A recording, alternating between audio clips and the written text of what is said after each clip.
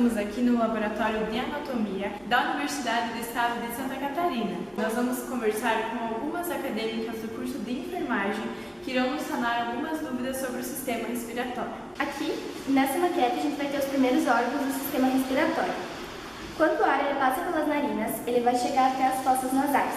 As fossas nasais elas vão ter a função de filtração pelos nossos pelos, então, quando o ar ele chega com várias impurezas, esses pelos vão filtrar. Ele vai ter também a função de regulação da nossa temperatura, porque daí quando ela chega no alvéolo, a troca de gases ela vai ser mais fácil. E ela também vai ter alguns sensores de odor e também para detectar quando algum vírus entra e o nosso corpo ele possa começar a se proteger. A mucosa nasal é um epitélio cilíndrico pseudoestratificado ciliado. Nele temos células caliciformes, cílios e membrana basal. Esse conjunto ele forma um epitélio e abaixo dele podemos ver o tecido conjuntivo.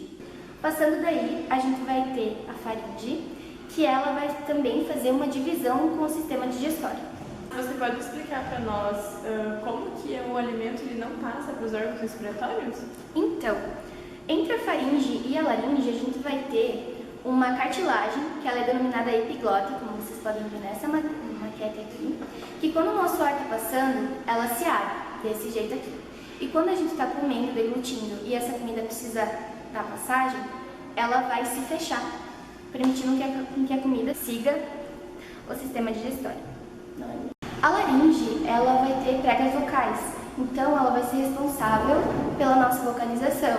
Agora eu estou conversando com você, então minhas pregas vocais estão em movimento.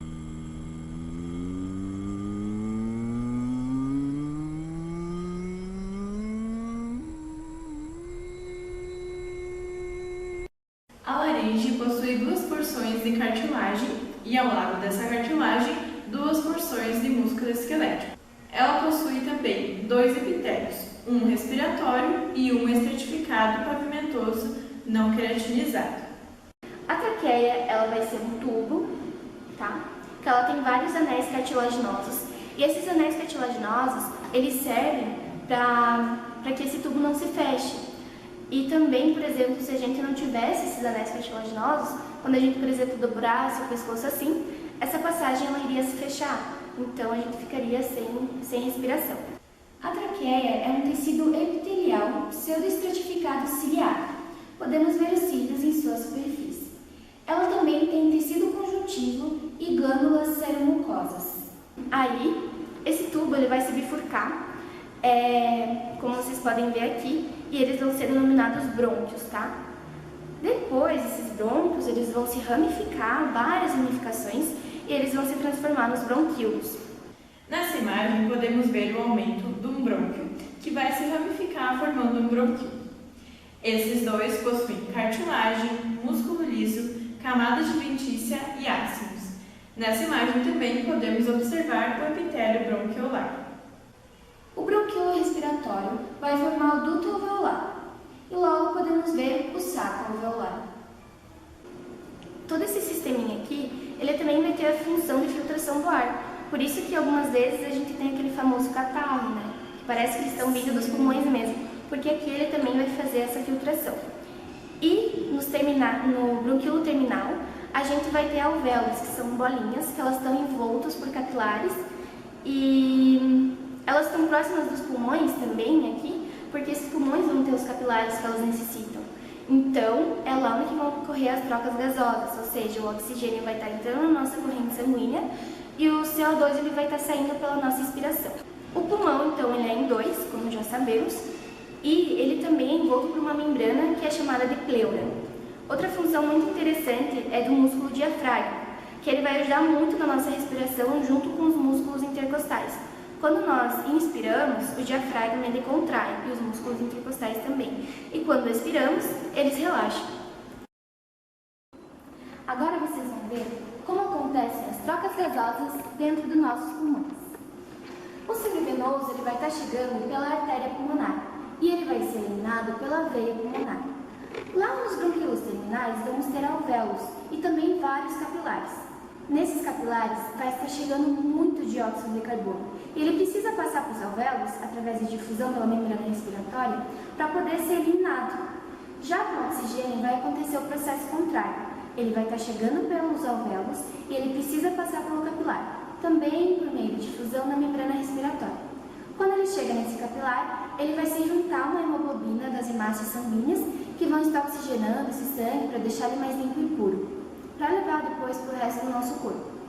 Uma coisa muito importante é que os alvéolos eles não vão ter cílios para fazer a filtração.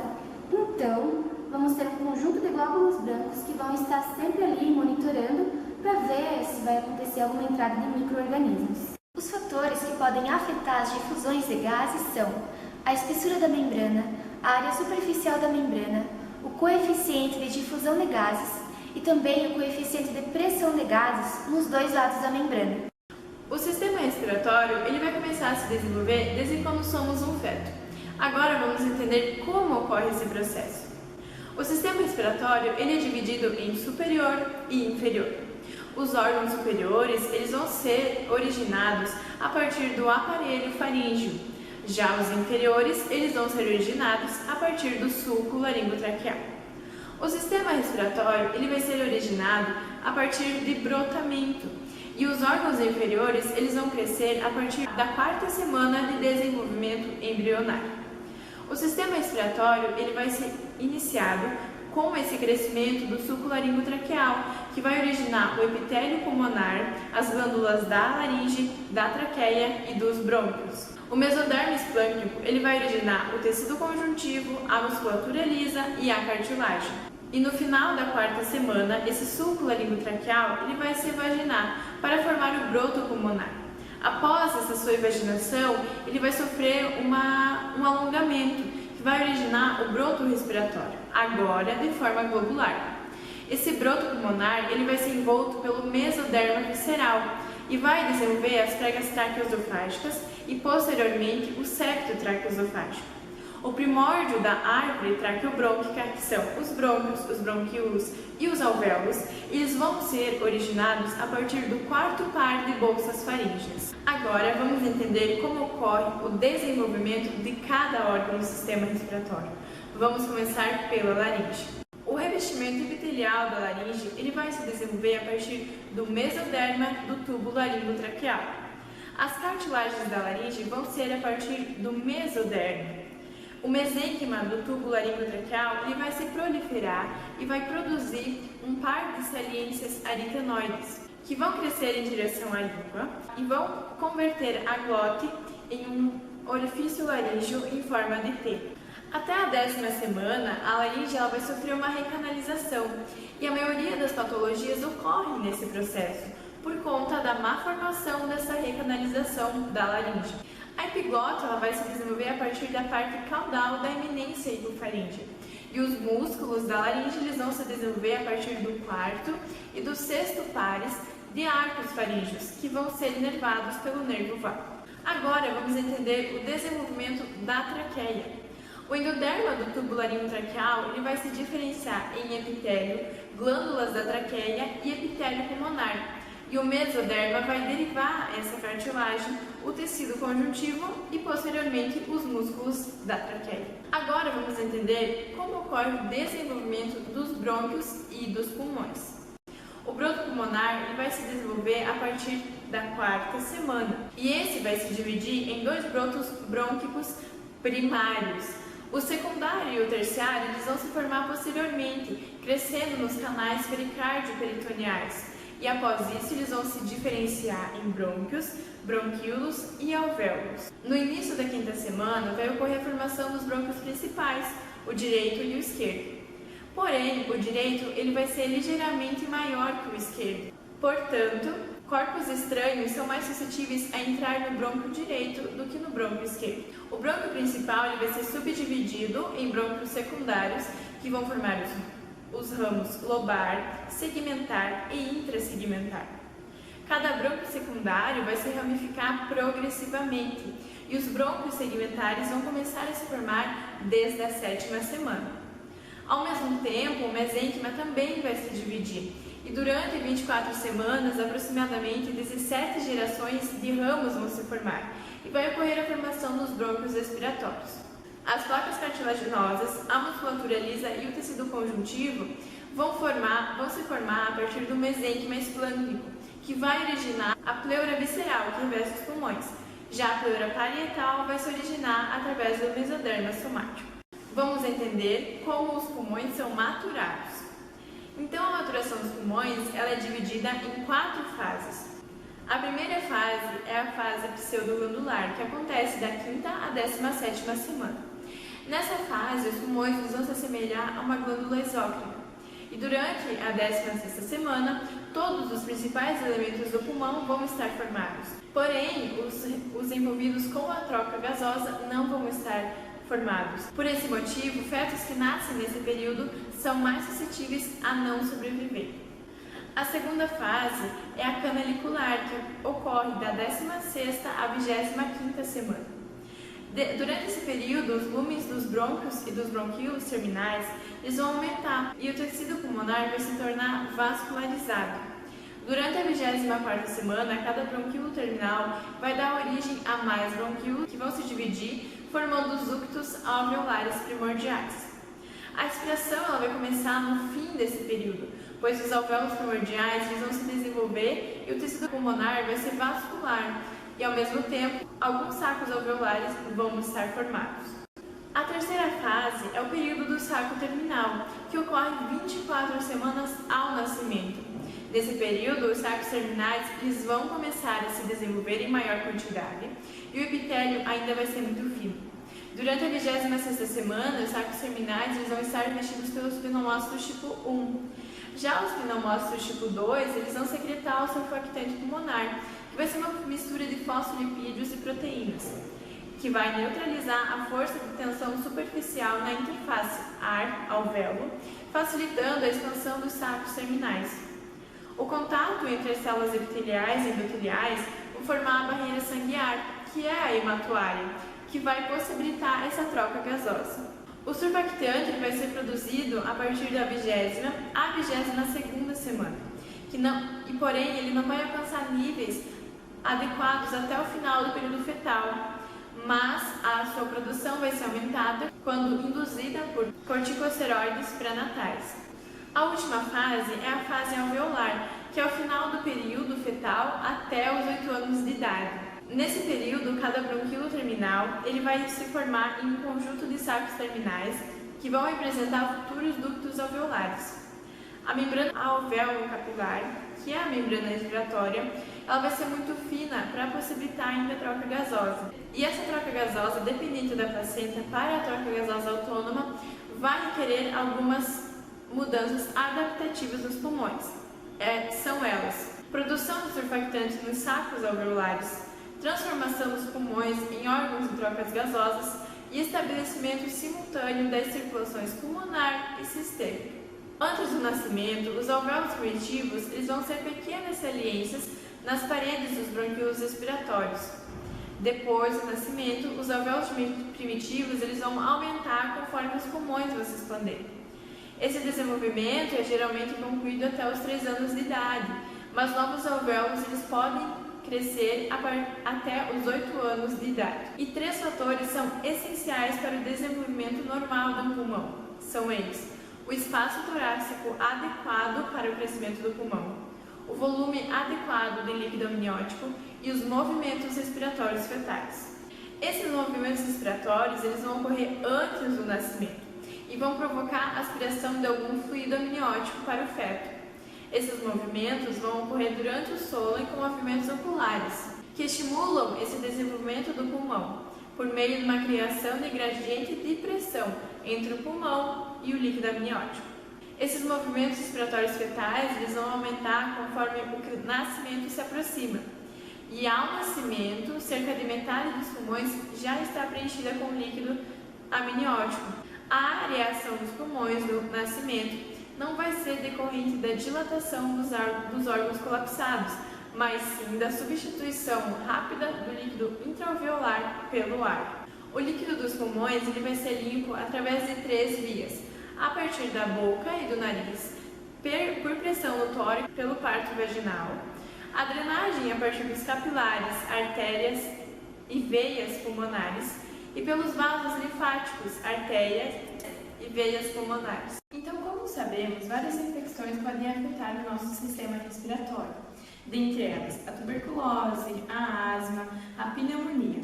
E hoje nós vamos entender um pouco mais como ocorre o processo de infecção da tuberculose no nosso sistema respiratório. Então, a tuberculose é uma doença infecciosa que vai afetar principalmente os nossos pulmões e é causada pela bactéria Mycobacterium tuberculosis, que ela é um bacilo, como podemos ver, delgado, aeróbio obrigatório. Existe outra espécie também da Mycobacterium, que é a Mycobacterium bovis, que ela vai afetar o gado principalmente. E ela é transmissível aos seres humanos através do leite ou de alimentos contaminados. E essa infecção pela Mycobacterium bovis, ela vai afetar principalmente os nossos ossos e o sistema linfático. Então, a tuberculose nos seres humanos, ela vai ser adquirida principalmente pela inalação do bacilo, mas somente de 1 a 3 bacilos vão atingir os nossos pulmões, que vão ser fagocitados por macrófagos nos alvéolos. Numa pessoa saudável, esses macrófagos vão ser ativados e vão destruir esses bacilos. Existe outra bactéria que afeta o gado, que é a Mycobacterium tuberculosis, que ela também pode afetar os seres humanos através de leite e de alimentos contaminados. E essa Mycobacterium bovis, ela pode afetar principalmente os ossos e o sistema linfático. A tuberculose nos seres humanos, ela vai ser adquirida pela inalação do bacilo, mas somente de 1 a 3 bacilos vão afetar os nossos pulmões, onde lá vão ser fagocitados pelos macrófagos, que vão ser ativados pela presença desses bacilos e vão destruí-los. Então vamos entender agora como ocorre a patogênese da tuberculose. Então, um fator muito importante na patogenicidade das micobactérias consiste no fato de que os ácidos micólicos da parede celular dessa bactéria vão estimular uma resposta inflamatória no hospedeiro, no ser humano. Porém, pessoas mais saudáveis, elas vão ser capazes de anular uma forte infecção por meio desses macrófagos que vão ser ativados, principalmente se a dose infectante for baixa. Então, o primeiro passo é, se a infecção progredir, o hospedeiro ele vai isolar os patógenos em uma lesão fechada, chamada de tubérculo, que dá o nome da doença tuberculose. O segundo passo é quando a doença é interrompida nesse momento onde a infecção vai ser isolada no tubérculo, onde as lesões vão cicatrizar lentamente, tornando-se calcificadas. Porém, se as defesas do corpo falham nesse momento onde ocorre o tubérculo, ele vai se romper e vai liberar bacilos virulentos nas vias aéreas do pulmão. Então, o sistema circulatório e linfático vão ser afetados. A tosse, que é o principal sintoma da tuberculose, ela vai ser evidente nessa infecção, onde vai se disseminar através dos aerossóis contendo bactérias. O escarro ele também vai estar presente, porém ele pode se tornar sanguinolento à medida que esses tecidos vão ser lesionados. E por fim, os vasos sanguíneos eles podem se tornar tão erodidos que podem se romper, resultando em uma hemorragia fatal. O diagnóstico da tuberculose ele é feito porque as pessoas que contraem essa infecção, elas vão responder com uma imunidade celular contra essa bactéria.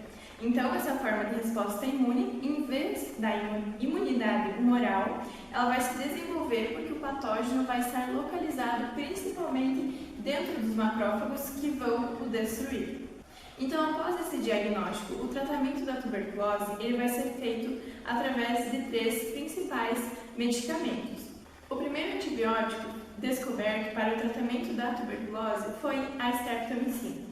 Mas além dela, existem outros 2 antibióticos que também são efetivos nesse tratamento, que é a bedaquilina e a pirazinamida, que vão incluir diversos aminoglicosídeos, fluoroquinolonas e principalmente o ácido para-aminosalicílico. Esse tratamento prolongado para a tuberculose ele é necessário, porque o bacilo ele pode crescer lentamente ou se encontrar dormente, e ele também pode estar escondido nos macrófagos ou em outros locais que o antibiótico não consegue alcançar. Então agora vamos entender como cada medicamento vai agir contra esses bacilos. A streptomicina é um antibiótico bactericida de pequeno espectro, que vai interferir na síntese das proteínas das bactérias, no caso dos bacilos. E ele vai atuar principalmente contra bacilos gram-negativos e algumas bactérias gram-positivas. E ele não vai atuar contra germes anaeróbicos. Já a pirazinamida, ela vai ser eficaz principalmente na eliminação dos bacilos dormentes, onde ela vai fazer uma reação química que vai tornar a célula infectada extremamente ácida e vai ser responsável pelo surgimento de cepas resistentes a esses fármacos utilizados nesse tratamento. E o último antibiótico usado para o tratamento da tuberculose é a bedaquilina, que ela vai principalmente inibir a ATP sintetase micobacteriana, que é uma enzima essencial para a geração da energia da Mycobacterium tuberculose para que ela possa fazer o seu papel no nosso organismo.